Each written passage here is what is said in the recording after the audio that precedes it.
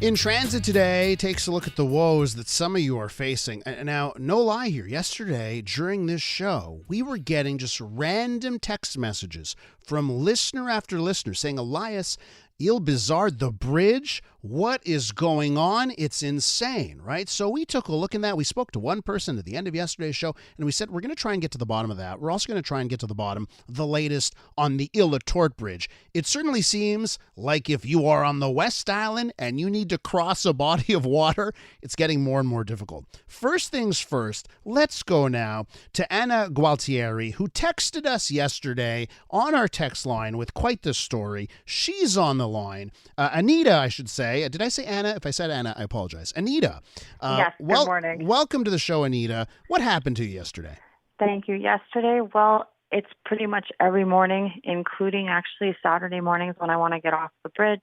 We love the island. The island's great. Yes, we're getting a new bridge. It's fantastic. We're lucky to say we're getting a new bridge, but it's getting harder and harder. I live off of one of the major areas on Cherrier, and it's unbelievable. I waited 45 minutes just to get off the island yesterday.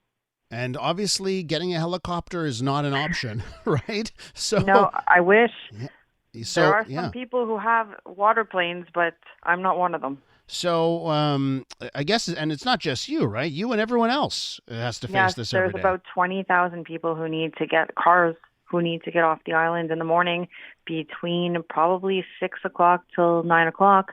Not everybody has flexible jobs, and we need to get off.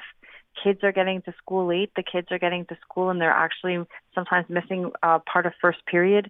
The teachers are starting to get fed up, and we just need some help. We're not sure what to do.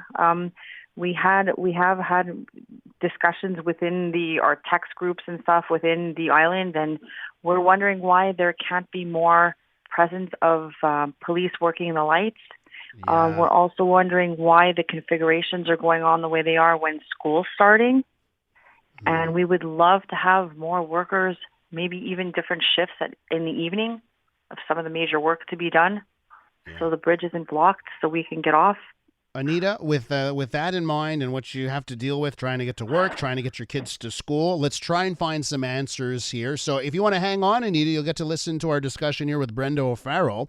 Of course, Brenda is the founder and editor of the 1019 Report and the 1510 West, and she's on the line. Brenda, how you doing? Good morning, Elias. At both of your papers, I imagine this type of story is top of mind. Yes, there's a growing cohort of people that just can't get anywhere from here. And when I say here, I'm talking about multiple starting points. You talk about what's happening in Ile Bizard. Everybody's talking about the big project that is the construction of the new bridge. But that's just one thing that's going on there. There's also major reconstruction work on Jacques Bizard Boulevard. And I think that is the source of all the headaches right now. We've been talking to people that it takes them up to an hour to cross this span. And that's because traffic is just backed up because of the road construction work. Not necessarily like it's separate because everybody's using the old bridge. It's not the construction of the new bridge that's causing this. It's the road construction near the bridge that's causing the problem right now. Brenda, Anita had mentioned, maybe more police officers to control the flow, get the lights on in the right direction. Could that be a solution here? Well, it could be. And the question becomes, is anybody listening? And, one of the borough counselors in Ile Bizard is, throwing her hands up in frustration because she claims that she's bringing this up to the people in Montreal, and they're just not responding. And they're saying there must be ways to configure or even have someone on the site to mitigate these issues and improve the flow of traffic, but no one is responding to them. So I think that is indicative of just a complete lack of understanding and caring of the situation that these people are living through. At the end of the day, there is a promised land here, right? The new bridge. What's the timeline to get that new bridge? The new bridge is supposed to be, according to the existing timeline now, is that it will be fully completed in 2024. That's all the fine tuning and finishing, but it should be put into service at the end of 2023. Okay. So end of this year. End of this year. Fingers crossed. That's what they're saying. Brenda, before we let you go, let's take a look at the Île-aux-Tourtes Bridge, which, that's the one I've been getting text messages on for a long time, not just this week on the Ile Bizard. So what's the latest on the Île-aux-Tourtes? What do people need to know? Well, this is the ongoing pain for anybody living in the Vaudreuil-Soulanges area. And it's, like if you take last weekend as an example, the bridge, because of the work on the span, was reduced to one lane. That I can tell you, because I went and I saw it myself, the lineups on the eastbound Highway 40 right through Vaudreuil was mind-boggling. People were not even moving. And so, there's such a frustration. So that's an entire weekend's worth of stuff. So when people want to, go into the West Island, go do whatever they want to do on the island, there are more and more people saying, I'm not even going there anymore. And that, too, has an economic impact, for sure, on businesses in the West Island.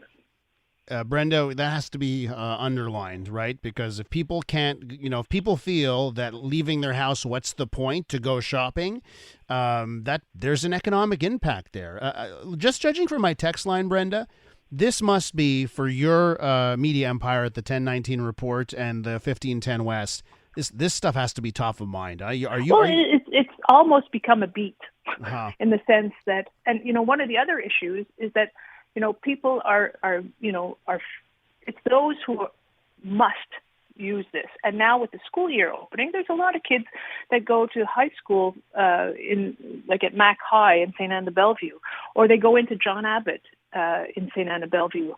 That too is proving to be a huge, huge issue because, you figure you have plenty of time to get to school, and all of a sudden you end up being late all the time. Yeah.